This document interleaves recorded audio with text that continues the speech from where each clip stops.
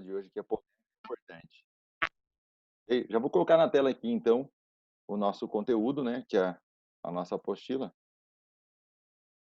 que ela está insistindo em não aparecer aqui, mas tá dando um problema na apostila que eu mandei para vocês apareceu numa boa aí, né? Por isso que eu reiniciei ela, porque ela não estava aparecendo. Só um minuto. Sejam todos bem-vindos para a nossa última aula do primeiro módulo, né? Já é o quarto sábado que nós estamos juntos e hoje nós vamos falar dessa aula de capacitação ministerial sobre conflitos na igreja. Conflitos na igreja. Solução de conflitos, lidando com conflitos à luz da Bíblia. E, logicamente, isso vale também para toda a nossa vida particular, no trabalho, em todos os nossos ambientes, os ambientes que nós frequentamos, todos, nós podemos ser abençoados por isso, ok? Então, vamos lá então, a nossa aula de hoje, que é conflitos na igreja. Vamos então falar sobre essa matéria que é tão importante para a gente, tão importante para nós.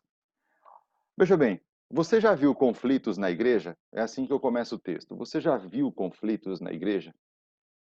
Ou mesmo já participou de algum desses conflitos? Quem não, né? Quem nunca participou de conflitos na igreja? Então, todos nós estamos suscetíveis, né?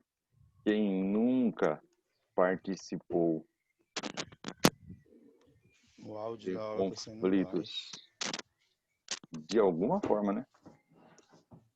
De alguma forma. Então, tá lá.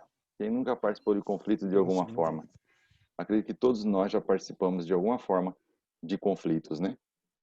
Não só na igreja, no trabalho, em vários ambientes que nós frequentamos, nós estamos suscetíveis a enfrentar por problemas, Situação. conflitos, situações que são constrangedoras, situações de ideias que não batem, alguma coisa nesse sentido, e nós temos uma fórmula de lidar com isso, uma forma mais certa, porque resolver conflitos da igreja é a coisa mais complicada hoje.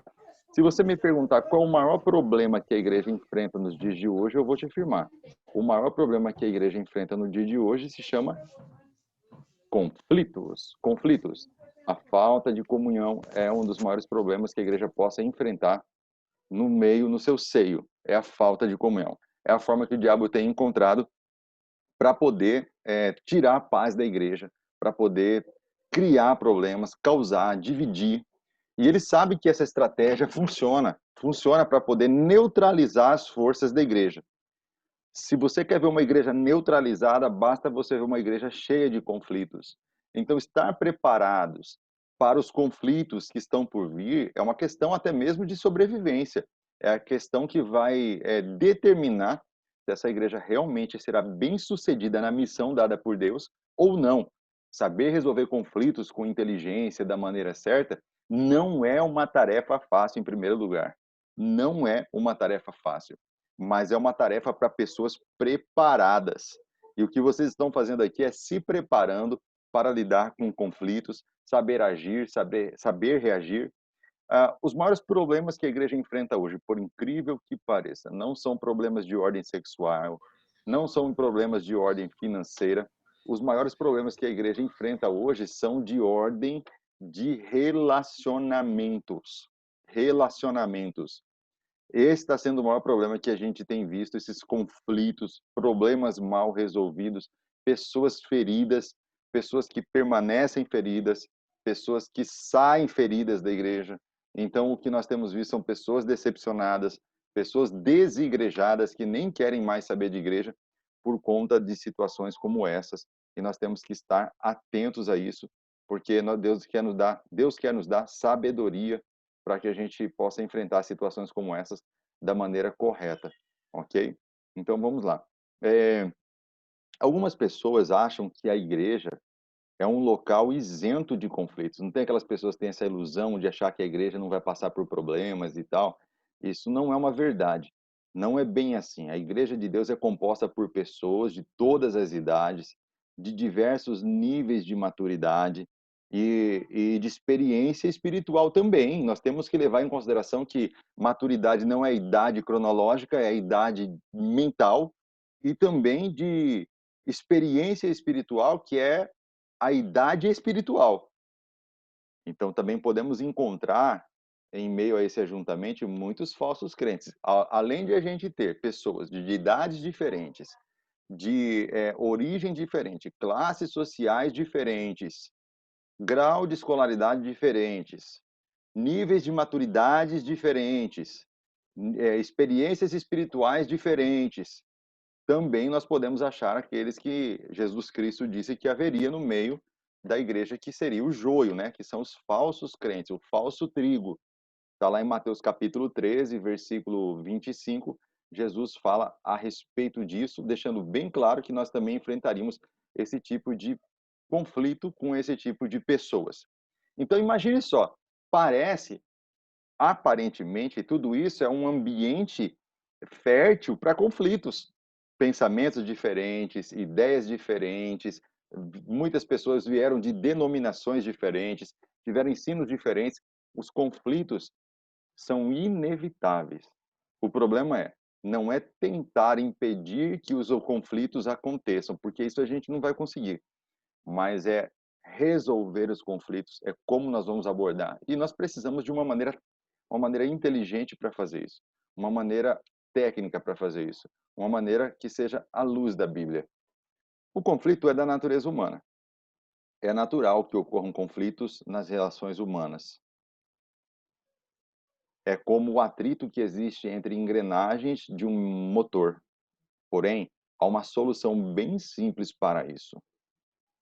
Basta que o motor seja desmontado e que cada peça seja cuidadosamente guardada em uma embalagem separada. O conflito estará resolvido, mas o motor já não existirá, nem as suas inúmeras utilidades.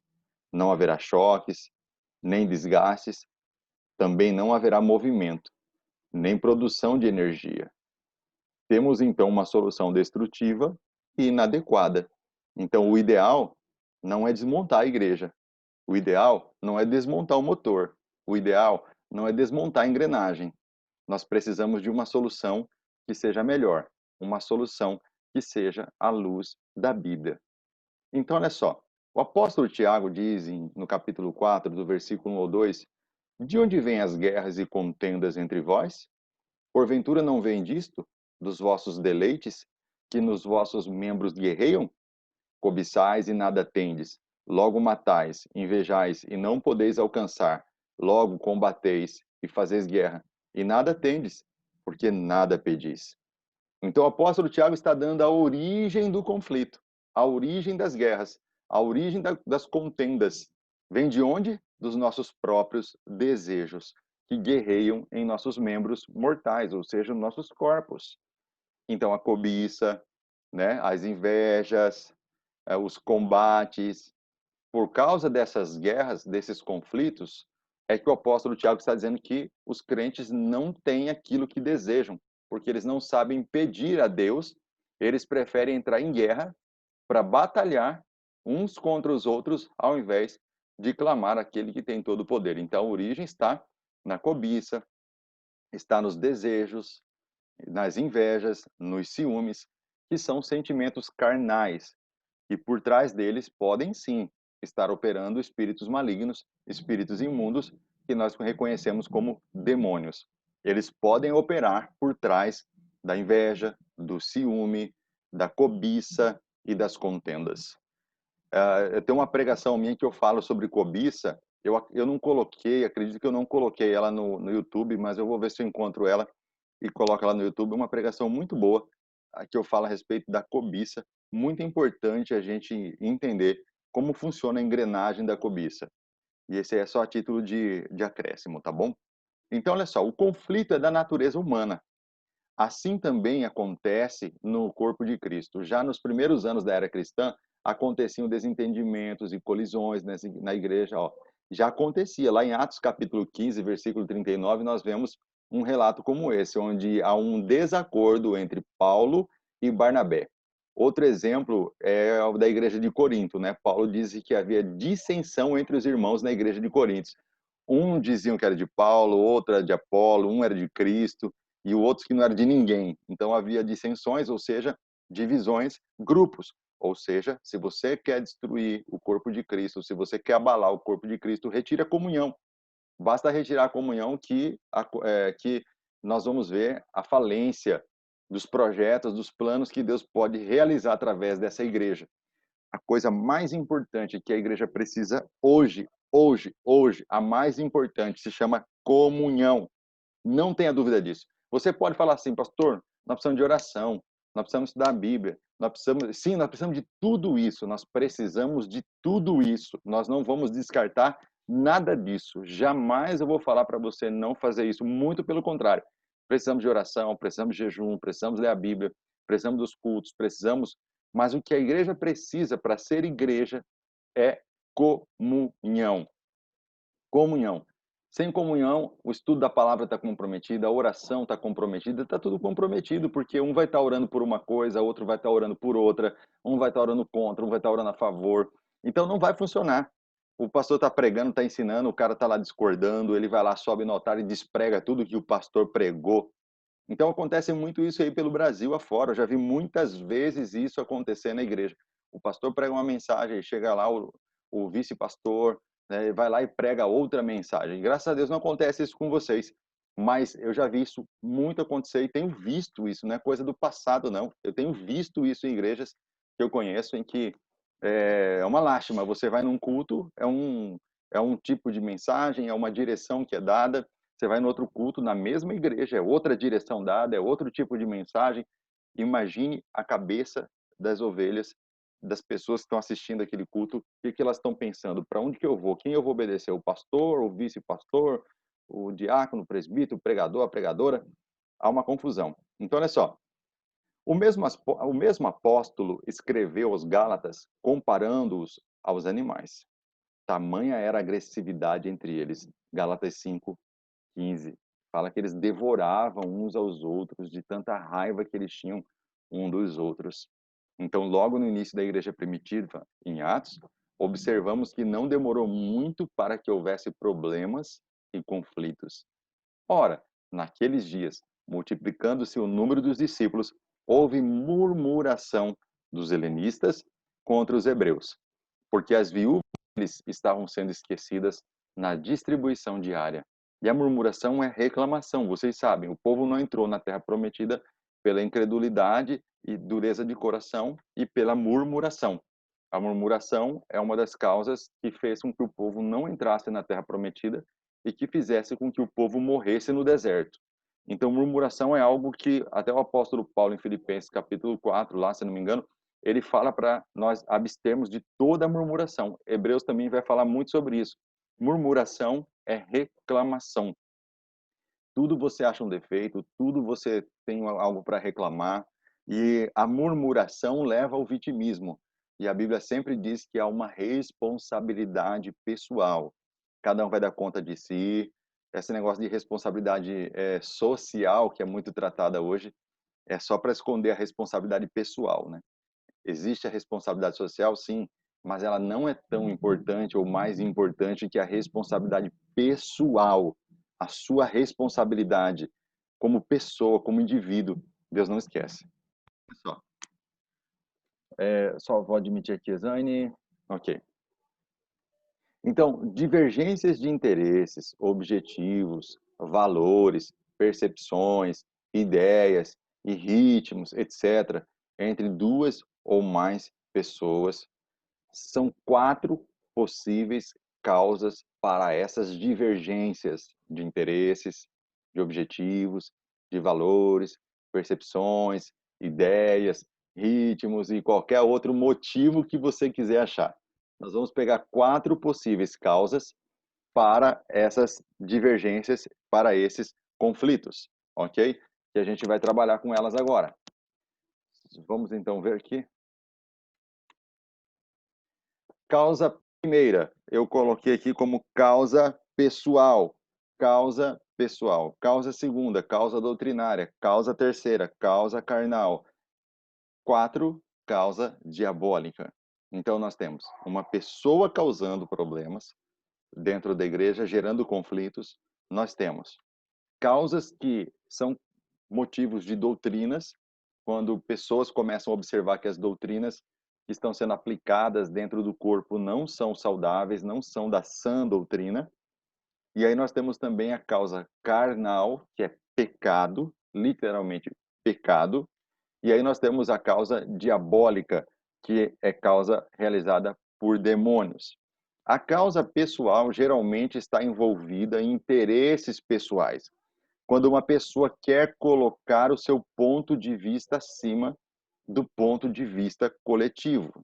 Quando ela quer colocar os seus interesses acima da igreja, o que ela pensa, o que ela acha, coloque algo na tua cabeça. Nunca entre numa igreja com o desejo de destruir a cultura daquela igreja ou de arrebentar com tudo que são as doutrinas que aquela igreja tem. Há pessoas que saem de uma denominação e vão para outra com a intenção de implantar o que ela aprendeu na outra para dentro dessa.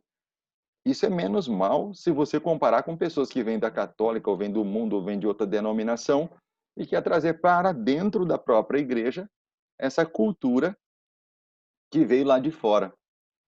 Todas as igrejas, ou cada igreja, a comunidade do reino, possui a sua cultura, a sua forma de fazer, que está colocada dentro das escrituras em primeiro lugar, em segundo lugar no estatuto da igreja local.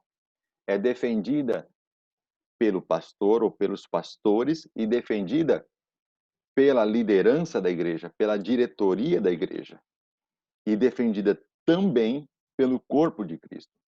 Quando uma pessoa com a intenção de causar um conflito entra com o seu único exclusivo interesse pessoal, por único exclusivo desejo pessoal dela de querer causar um conflito, nós precisamos estar atentos e saber identificar qual é a causa que ela está usando. É uma causa doutrinária? É uma causa de pecado? É uma causa diabólica? Qual é o grande erro? Misturar tudo isso aqui. O grande erro, misturar tudo isso aqui. Qual a grande habilidade a ser desenvolvida em cada um de nós aqui?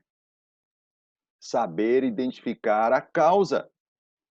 O segredo para a solução de conflitos começa quando você identifica a causa. Se você está anotando, então anota. O primeiro ponto, a primeira chave de sabedoria para a solução de conflitos é identificar a causa. A primeira chave de sabedoria é identificar a causa. Por que está havendo esse conflito? Qual é a causa?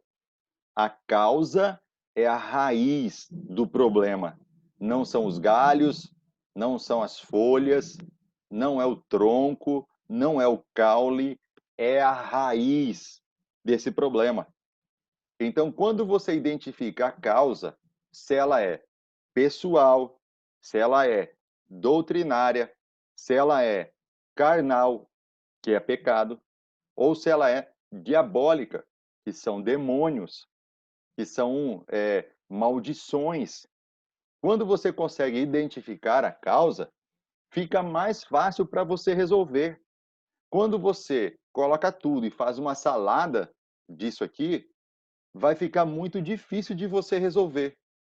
Você pode estar tentando resolver um problema que é de origem carnal, como se fosse doutrinária, ou de origem diabólica, como se fosse de origem pessoal. Eu já lidei com situações em igrejas em que a causa dos conflitos que haviam eram de causa diabólica, ou seja, origem de maldição, origem de demônios. E então, não bastava eu tentar entrar ali simplesmente com uma solução doutrinária. Não bastava eu entrar ali simplesmente com uma solução de uma visão pessoal minha. Eu precisava entrar na solução daqueles conflitos de acordo com a causa. Ficava mais fácil.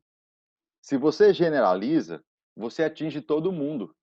Você atinge até quem está ali de inocente na história. Quantas vezes eu fiz isso? Quantas vezes eu generalizei e atingia pessoas que não tinham nada a ver com a história. E aí o que acontece? Você não resolve o problema, você aumenta o problema. E aí há uma confusão no corpo. E aí para você baixar a poeira, para você baixar o nível dessa confusão, não é fácil. Demora muito tempo, vai ser muita dor de cabeça. E com certeza você vai perder pessoas. Com certeza você vai perder credibilidade. Isso não é bom. A melhor maneira de se fazer é identificando a causa. E eu separei aqui 4 causas para vocês: causa pessoal, causa doutrinária, causa carnal e causa diabólica. Quando você vê uma causa doutrinária, é que você percebe que há algumas doutrinas dentro da igreja. A Bíblia fala a respeito de doutrinas que estavam dentro da igreja, causando a derrota da igreja, o fracasso da igreja. Veja as igrejas do Apocalipse, as 7 igrejas do Apocalipse. O que estava causando a derrota deles eram doutrinas. E essas doutrinas literalmente causaram a derrota dessas igrejas, porque elas deixaram de ser igreja. Hoje, há mesquitas no lugar dessa igreja. Então, o Islã cresceu mais do que o cristianismo naquele local e suprimiu o cristianismo. É coisa séria demais. As causas doutrinárias que eu posso lembrar para você aqui agora. A primeira era a doutrina de Jezabel. A primeira, uma das doutrinas que atingia muito a igreja. Doutrina de Jezabel. A doutrina de Jezabel é feminismo, é o feminismo que vai envolver desde aborto, desde o homem deixar de ser o cabeça do lar, ok? E quando a gente fala de cabeça, eu não estou dizendo a vocês que o homem é opressor, que o homem vai bater na mulher, de forma alguma. Eu estou dizendo que o homem é o cabeça, como Cristo é o cabeça da igreja, o homem é o cabeça da mulher. Amém, queridos? É isso que eu estou dizendo.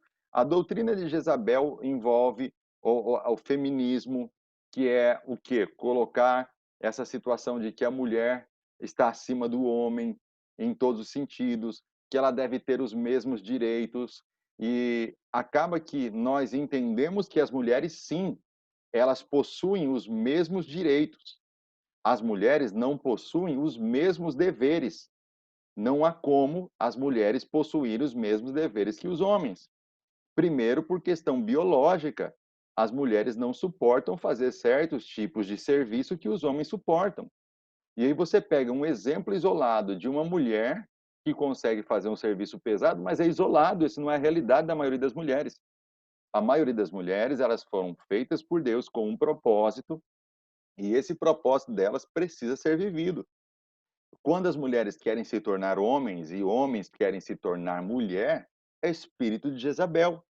É quando entra esse espírito em que a mulher quer suprimir a imagem masculina.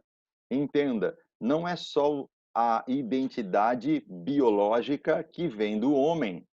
A identidade espiritual também vem do homem. Deus dá graça para algumas mulheres que não têm marido para dar aos filhos essa identidade, ok? Isso é uma graça de Deus para algumas mulheres que realmente não tem como. Mas mesmo na Bíblia, todas as vezes que uma mulher criou seu filho sozinho, com muita dignidade, com muita hombridade, com muita coragem, com muito valor, mesmo assim elas sofreram muito pela ausência do marido, porque a figura masculina é muito importante. É a figura masculina que vai determinar o homossexual, seja pela sua omissão ou pelo seu excesso. A figura masculina determina o sexo biológico, determina a identidade biológica, mas determina a identidade espiritual de uma pessoa.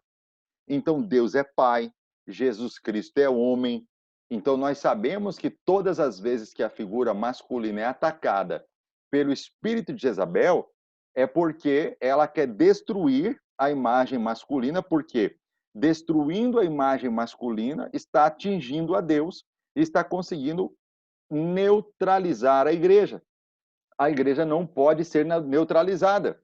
O espírito de Jezabel vem com essa função. neutralizar a igreja, assim como o espírito do anticristo, que também vem para neutralizar a igreja. Então, veja, uma das doutrinas, uma causa doutrinária, nós estamos falando das causas de conflitos na igreja, ok? Uma das causas doutrinárias que acontecia lá em Apocalipse, no capítulo 2, versículo 20, é o espírito de Jezabel, que estava inserido no meio da igreja, e isso destruiu aquela igreja. Aquela igreja foi destruída por conta do espírito de Jezabel. E nós temos que tomar muito cuidado, porque ela se dizia profetiza, ok? Ela se dizia profetiza, como se ela estivesse falando em nome de Deus. Temos muito cuidado com isso. O espírito de Jezabel não colocou somente o feminismo, como eu acabei de citar para vocês, que vai gerar aí o homossexualismo. Ele colocou também a prostituição, porque o espírito de Jezabel é um espírito de prostituição. E não é apenas um espírito de prostituição no sentido físico, mas também no sentido espiritual, que é a idolatria. Porque a prostituição física, você já sabe, é uma meretriz, é um cabaré, é um bordel, alguma coisa nesse sentido. A prostituição espiritual é quando a igreja começa, então, a ter uma causa de conflito, onde está vindo maldição sobre ela, porque ela está completamente envolvido com o espírito de idolatria. E a idolatria atrai demônios. O apóstolo Paulo fala que o ídolo em si mesmo não é nada, mas o espírito ou o demônio que está por trás dele é que é o problema. E que nós não podemos participar da mesa do Senhor e da mesa dos demônios. Ou seja, a mesa do Senhor é a Santa Ceia, que nós não podemos participar em comunhão com Jesus na Santa Ceia e em comunhão com os ídolos, que nós temos que escolher, porque por trás dos ídolos estão os demônios. E nós temos que ter muito cuidado. Os demônios se infiltram. Eles são espíritos malignos, espíritos imundos, que se infiltram em localidades e também em pessoas para poder causar conflitos.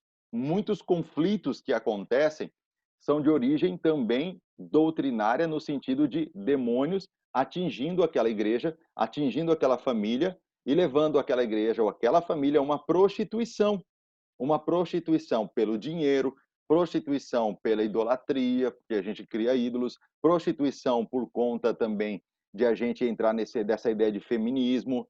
As mulheres começam a cortar o cabelo curto demais, nada contra as mulheres casadas que são femininas, que fazem que cortam seus cabelos curtos porque é um estilo, não é disso que eu estou falando. Eu estou falando que elas cortam, há mulheres que cortam intencionalmente para se parecer com um homem, ok? Isso aí é um ataque contra Deus. O apóstolo Paulo fala que o cabelo da mulher a falta do cabelo da mulher é desonra para o homem e também para Deus, ok? E que por isso que ele chega lá em Corinto, as mulheres estão carecas e o apóstolo Paulo manda elas usar véu, porque elas estão com as cabeças raspadas, num estágio de purificação, porque elas eram prostitutas cultuais, elas atraíam demônios, então elas tinham que raspar quando elas se convertiam num ato de purificação, e o apóstolo Paulo disse, olha, isso é desonra, coloquem, então, o véu, porque o cabelo da mulher naquela época, principalmente, assim como hoje, é a beleza da mulher. A mulher conseguia atrair mais homens, ou no caso, mais demônios, quando elas prostitutas cultuais. O que é ser prostituta cultual? Havia mulheres que eram consagradas apenas para ídolos, elas não podiam ter relação sexual com homens. Quando você assiste aquele filme Escorpião Rei, você vai ver exatamente esse fato, quando o Escorpião Rei tem um relacionamento com uma prostituta cultual, então ela se perde o poder de se contactar com os demônios. Então, porque ela foi tocada por um homem, então ela perdeu o contato com os demônios. Isso é uma realidade que está até retratada nos filmes.